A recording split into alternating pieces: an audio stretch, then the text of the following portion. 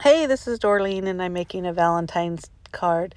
I start off by using a solid rectangle stamp and some red ink and just make a pattern on that back sheet. And now I'm using an embossing folder to add some embossed clouds just to add some more interest to that background piece. I enjoy doing that every so often because sometimes it just adds a little bit of interest. It's nothing really that gets thrown in your face, but it's just a little background thing. So I really do like doing that. I'm going to be stamping out my image for the cards, and in this case, it happens to be a fox, and I'm using my Misty to do that. If you have not played with the Misty, I strongly encourage you to play with one, buy one, whatever it is. It really is the most incredible stamping tool invented, which is where it gets its name. There's lots of different stamping platforms now that are available, and I'm sure you would find one that would work for you. So basically what it is if you make you stamp an impression, sometimes it's just not enough, or you don't get a solid one, and you can repeat that same stamping and you don't have to worry about causing, you don't have to worry about it ending up in the wrong spot. So you know it's always going to be in the same spot, so you can deepen your stamped images.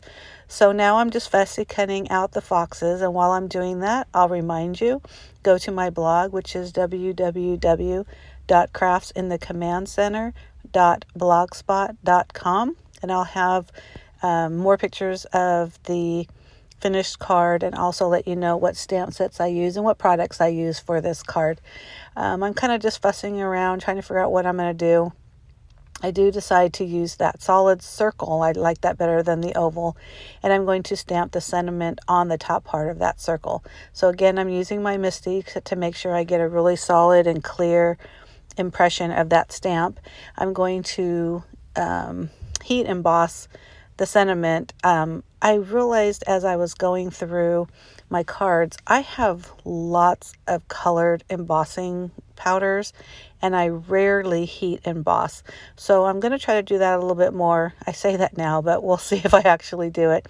But it really does make a different look on your cards. And again, you have the product, why not use it? So I heat embossed that, and now I'm again just kind of playing around where I'm putting the fox. I did notice that I needed something for that fox to be standing on, and that's when I pulled out some washi tape. There's one that looks like grass. Thought that was perfect. And then I added a little bit of red because why not? This card is also for a design team project that I'm working on for Creative with Stamps. And the challenge for this month, which is, well, what will be February 2020, is red. And that is really kind of what started the reason why I did that background with the red ink.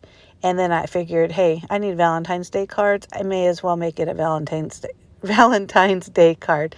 So I'm putting some three-dimensional tape on the back of that circle to put on the card base.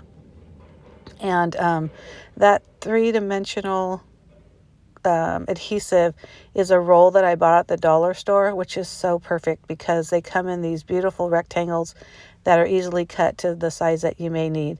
So I'm just adhering it to the actual white card base, and that's pretty much it. Again, go to my blog, which is www.craftsinthecomandcenter.blogspot.com, and just look at more details of what I've done. I did some little stamping of the X's and O's.